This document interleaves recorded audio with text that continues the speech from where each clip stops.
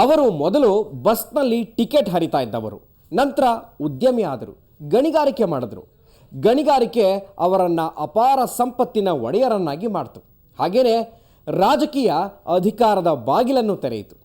ಅದೇ ಗಣಿಗಾರಿಕೆ ಈಗ ಅವರಿಗೆ ಜೈಲಿನ ಬಾಗಿಲನ್ನು ತೆರೆಸುವ ಸಾಧ್ಯತೆಯೂ ಇದೆ. ಅರೆ ಏನಿದು ಅಂತೀರಾ? ಈ CBI ಕುಣಿಕೆಯಲ್ಲಿ ಸಿಕ್ಕಾಕೊಂಡು ಜೈಲು ಸೇರಿರುವ ಆನಂದ್ ಸಿಂಗ್ರ ಲೈಫ್ ಸ್ಟೋರಿ.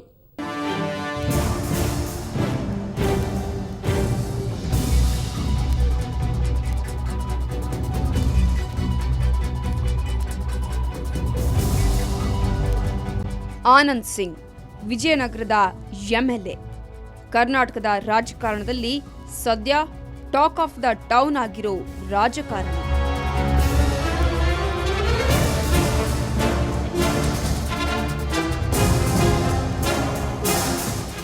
ಅಂದಹಾಗೆ ಆನಂದ್ ಸಿಂಗ್ ಫೇಮಸ್ ಆಗಿರೋದು ರಾಜಕಾರಣದಿಂದಲ್ಲ, ಗಣಿಗಾರಿಕೆಯಿಂದ. ಈ ಗಣಿಗಾರಿಕೆ ದೆಸೆಯಿಂದ ಆನಂದ್ ಸಿಂಗ್ ಇವತ್ತು ಕರ್ನಾಟಕದ ಕೋಟ್ಯಾಧಿಪತಿ ರಾಜಕಾರಣಿಗಳಲ್ಲಿ ಒಬ್ಬರು. ಹಾಗಂತ ಆನಂದ್ ಸಿಂಗ್ ಹುಟ್ಟು ಶ್ರೀಮಂತರೇನಲ್ಲ. ಇವರು ಶ್ರೀಮಂತರಾಗಿದ್ದು ಆ ಶ್ರೀಮಂತಿಕೆಯ ಬಲದಿಂದ ರಾಜಕಾರಣಿಯಾಗಿದ್ದು, ಆ ಕಥೆ ತುಂಬಾ ಇಂಟ್ರೆಸ್ಟಿಂಗ್ ಆಗಿದೆ. ಆನಂದ್ ಸಿಂಗ್ ಕಥೆ. ಮೂಲತಃ ಹೊಸಪೇಟೆ ಜಿಲ್ಲೆಯ ಕಂಪ್ಲಿ ಪಟ್ಟಣದವರಾದ ಆನಂದ್ ಸಿಂಗ್ ಅವರ ಮೂಲ ಹೆಸರು ಆನಂದ್ ಕುಮಾರ. ಇವರು ಹುಟ್ಟಿದ್ದು ಶಂಕರ್ ನಗರ ಕ್ಯಾಂಪ್ನಲ್ಲಿ, ಬೆಳೆದಿದ್ದು ಕಂಪ್ಲಿಯಲ್ಲಿ. ಇವರ ತಂದೆ ಪೃಥ್ವಿರಾಜ್ ಸಿಂಗ್, ಇವರ ದೊಡ್ಡಪ್ಪ ಸತ್ಯನಾರಾಯಣ ಸಿಂಗ್ 2 ಬಾರಿ ಹೊಸಪೇಟೆ ಕ್ಷೇತ್ರದ ಶಾಸಕರಾಗಿದ್ರು. ದೇವರಾಜು ಅರಸು ಅವರ ಅವಧಿಯಲ್ಲಿ ಪ್ರಭಾವಿ ಶಾಸಕರಾಗಿದ್ದ ಸತ್ಯನಾರಾಯಣ ಸಿಂಗ್ರಿಂದಲೇ ಆನಂದ್ ಸಿಂಗ್ ಅವರಿಗೆ ರಾಜಕೀಯದ ನಂಟು ಬೆಳೆದಿದ್ದು. 1992ರಲ್ಲಿ ಕಂಪ್ಲಿ ಪುರಸಭೆಗೆ ಸ್ಪರ್ಧಿಸಿದ್ದ ಆನಂದ್ ಸಿಂಗ್ ಹೀನಾಯವಾಗಿ ಸೋತಿದ್ರು. ಆಗಿನ ಕಾಲಕ್ಕೆ ಎಲ್ಲ ತನಗೆ ಬೇಕು ಅನ್ನೋ ತರ ತಾವೊಬ್ಬರೇ ನಿಲ್ಲದೆ 20 ವಾರ್ಡ್ಗಳಲ್ಲಿ ತನ್ನ ಬೆಂಬಲಿಗರನ್ನ ಕಣಕ್ಕಿಳಿಸಿದ್ರು. ಆದ್ರೆ ಅವರ ಪೈಕಿ ಒಬ್ಬರು ಗೆಲ್ಲದೆ ಎಲ್ರೂ ಹೀನಾಯವಾಗಿ ಸೋತಿದ್ರು. ಪ್ರಥಮ ಚುಂಬನಂ ದಂತಭಗ್ನಂ ಎಂಬಂತೆ ಎಲೆಕ್ಷನ್ನಲ್ಲಿ ಸೋತ ಆನಂದ್ ಸಿಂಗ್ 1992ರ ನಂತರ ಹೊಸಪೇಟೆಗೆ ಬಂದು ತನ್ನ ತಂದೆಯ ವೃತ್ತಿಯಾದ ಬಸ್ ವ್ಯವಹಾರ ಕೇಳಿದ್ರು. ಹೊಸಪೇಟೆ ತಾಲೂಕಿನಲ್ಲಿ SVK ಬಸ್ಗಳು ತುಂಬಾನೇ ಫೇಮಸ್. ಯಾಕಂದ್ರೆ ಸರ್ಕಾರಿ ಬಸ್ ತಿರುಗಾಡದ ಕುಗ್ರಾಮಗಳಿಗೂ ಈ ಬಸ್ಗಳು ಓಡಾಡ್ತಾ ಇದ್ವು.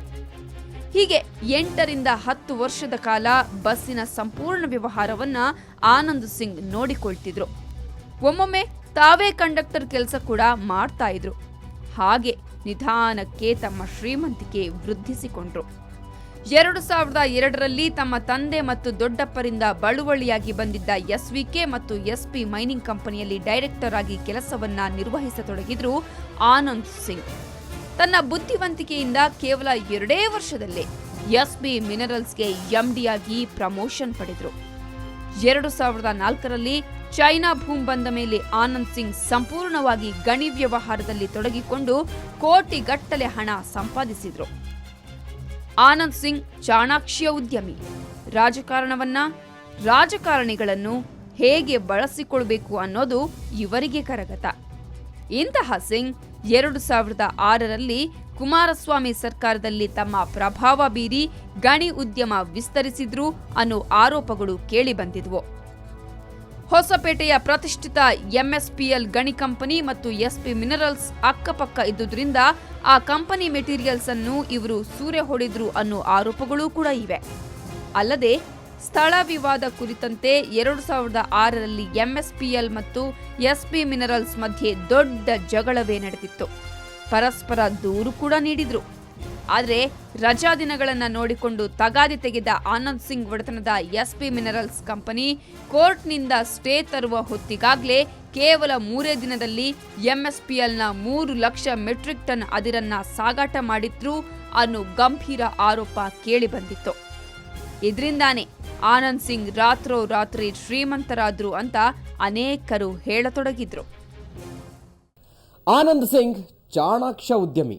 ಅಂತಹ ಚಾಣಾಕ್ಷತೆಯಿಂದಾನೇ ಇವರು ಬಳ್ಳಾರಿಯಲ್ಲಿ ಗಣಿಗಾರಿಕೆಯಲ್ಲಿ ದೊಡ್ಡ ಹೆಸರು ಮಾಡಿದ್ರು.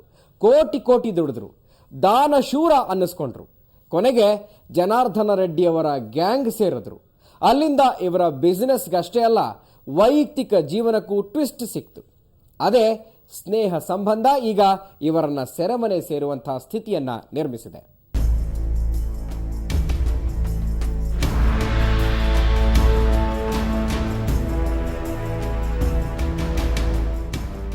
ಆನಂದ್ ಸಿಂಗ್ ದಾನ ಧರ್ಮದಲ್ಲಿ ಎತ್ತಿದ ಕೈ.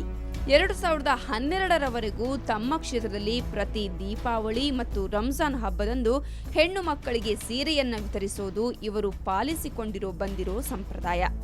ರಂಜಾನ್ ದಿನಗಳಲ್ಲಿ ಕ್ಷೇತ್ರದಲ್ಲಿರುವ ಎಲ್ಲಾ ಮಸೀದಿಗಳಲ್ಲೂ ಊಟದ ವ್ಯವಸ್ಥೆ ಮಾಡ್ತಾ ಇದ್ರು. ಗುಡಿಗೋಪುರ ನಿರ್ಮಾಣಕ್ಕೆ, ಆಧ್ಯಾತ್ಮಿಕ ಕಾರ್ಯಕ್ರಮ, ಮಠ ಮಾನ್ಯಗಳಿಗೆ ಹೀಗೆ ಯಾರೇ ಹಣ ಕೇಳಿದ್ರೂ ಇಲ್ಲ ಅಂತಿರ್ಲಿಲ್ಲ. ಜೊತೆಗೆ ಶಂಕರ್ ಆನಂದ್ ಸಿಂಗ್ ಫೌಂಡೇಶನ್ ಹೆಸರಲ್ಲಿ ನಾರಾಯಣ ಹೃದಯಾಲಯ ಆಸ್ಪತ್ರೆಯಲ್ಲಿ ಒಂದಿಷ್ಟು ಹಣವನ್ನ ಡೆಪಾಸಿಟ್ ಇರಿಸಿದ್ರು. ಅದರ ಮೂಲಕ ಅನೇಕ ಹೃದ್ರೋಗಿಗಳಿಗೆ ಟ್ರೀಟ್ಮೆಂಟ್ ಪಡೆದುಕೊಳ್ಳಲು ನೆರವು ನೀಡಿದ್ದಾರೆ. ಹೀಗಾಗಿ ಆನಂದ್ ಸಿಂಗ್ ಈಗಲೂ ಕ್ಷೇತ್ರದಲ್ಲಿ ಜನಪ್ರಿಯ ನಾಯಕರೇ.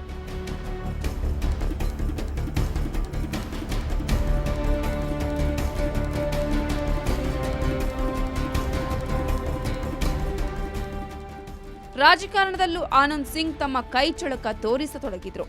ಕುಮಾರಸ್ವಾಮಿ ಬೆಂಬಲದಿಂದ ಅವರ ಹೆಸರಲ್ಲಿ ಒಂದಿಷ್ಟು ದಾನ ಧರ್ಮ ಮಾಡಿದಂತೆ ಮಾಡಿ ಅವರ ಆಪ್ತರಾದ್ರು. ಆ ಮೂಲಕ 2008ರೊಳಗೆ ಹೊಸಪೇಟೆಯಲ್ಲಿ ಪ್ರಭಾವಿ ವ್ಯಕ್ತಿಯಾಗಿ ಹೊರಹೊಮ್ಮಿದ್ರು. ಆನಂದ್ ಸಿಂಗ್ ಇನ್ನೇನು ಜೆಡಿಎಸ್ ಸೇರ್ತಾರೆ ಅನ್ನುವಷ್ಟರಲ್ಲಿ ಜನಾರ್ದನ ರೆಡ್ಡಿ ಕಣ್ಣು ಆನಂದ್ ಸಿಂಗ್ ಮೇಲೆ ಬಿದ್ದಿತ್ತು. ಓಡುವ ಕುದುರೆಯನ್ನ ಹುಡುಕುತ್ತಿದ್ದ ರೆಡ್ಡಿ 2008ರಲ್ಲಿ ಆನಂದ್ ಸಿಂಗ್ ಮನೆಗೆ ತೆರಳಿ ಬಿಜೆಪಿಯಿಂದ ಟಿಕೆಟ್ ಕೊಟ್ಟು ಇವರನ್ನ ಕಣಕ್ಕಿಳಿಸಿದ್ರು. ನಿರೀಕ್ಷೆಯಂತೆ ಆನಂದ್ ಸಿಂಗ್ ಭಾರೀ ಬಹುಮತದಿಂದ ಆಯ್ಕೆಯಾದರು. ಅಲ್ಲಿಂದ ಮುಂದಕ್ಕೆ ಆನಂದ್ ಸಿಂಗ್ ಅಬ್ಬರ, ಆರ್ಭಟ ಮತ್ತಷ್ಟು ಹೆಚ್ಚಾಯಿತು.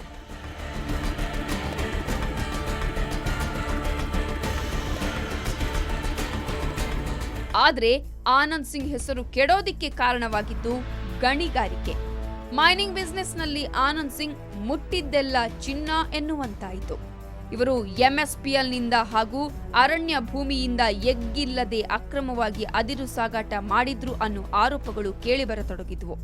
ಅದರಲ್ಲೂ ಆನಂದ್ ಸಿಂಗ್ ಎಂಎಲ್ಎ ಆಗಿದ್ದೇ ತಡ ಸುರೇಶ್ ಬಾಬು, ನಾಗೇಂದ್ರ, ಜನಾರ್ದನ ರೆಡ್ಡಿಯ ಗ್ಯಾಂಗ್ ಸೇರಿದ್ರು.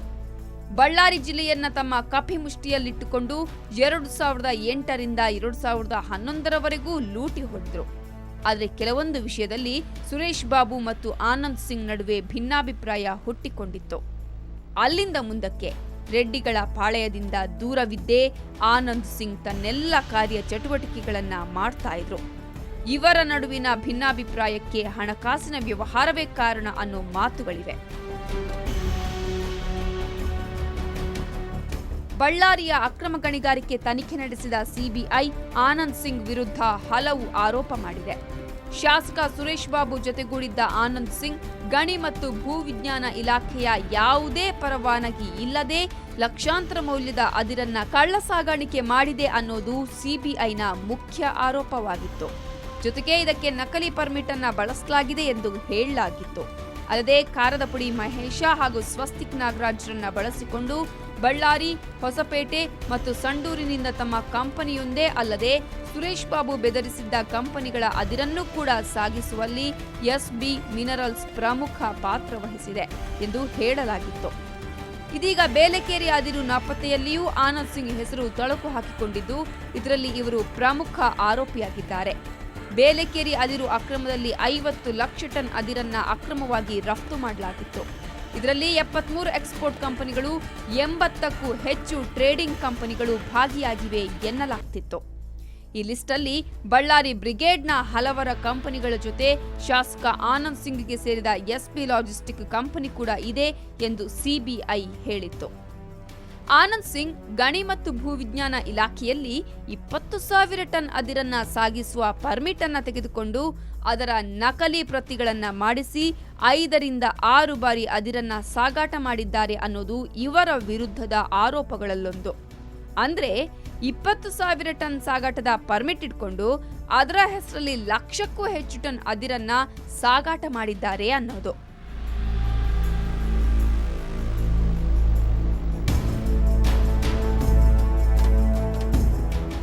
ಅಕ್ರಮ ಗಣಿಗಾರಿಕೆಯ ಎಫೆಕ್ಟ್ ಎನ್ನುವಂತೆ ಬಳ್ಳಾರಿ ಬ್ರಿಗೇಡ್ನ ಒಬ್ಬೊಬ್ಬರೇ ಶಾಸಕರು ಜೈಲು ಸೇರುತ್ತಿದ್ದಾರೆ. ಮೊದಲು ಜನಾರ್ದನ ರೆಡ್ಡಿ, ನಂತರ ಸುರೇಶ್ ಬಾಬು, ಆ ನಂತರ ಸತೀಶ್ ಸೈಲ್, ಅವರ ನಂತರ ನಾಗೇಂದ್ರ, ಇದೀಗ ಆನಂದ್ ಸಿಂಗ್ ಸರದಿ.